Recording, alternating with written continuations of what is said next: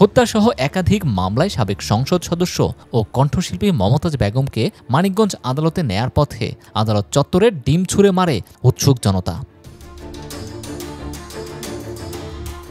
আদালতের প্রধান ফটক দিয়ে ঢোকার সময় মাথায় ও বুকে কাঁচা ডিম নিক্ষেপ করে অনেকেই।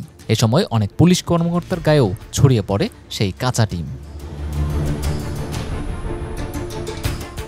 এর আগে ঢাকা চিফ মেট্রোপলিটন ম্যাজিস্ট্রেট আদালত 4 দিনের রিমান্ড শেষে তাকে কারাগারে পাঠিয়েছিলেন।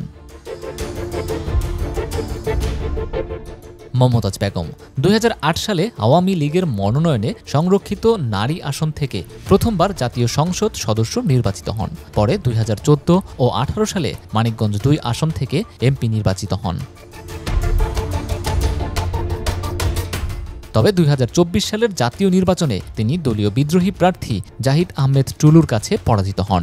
বর্তমানে তিনি সিংগাইর উপজেলা আওয়ামী লীগের সভাপতির দায়িত্ব পালন করছিলেন।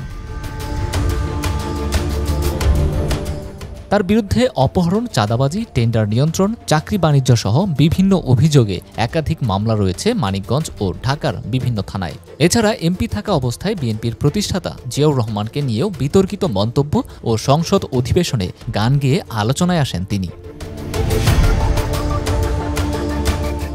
আদালত চত্বর ঘিরে উত্তেজনা ছড়িয়ে পড়ে। শতাধিক বিক্ষুব্ধ জনতা মমতাজের ফাঁসির দাবিতে বিক্ষোভ শুরু করে।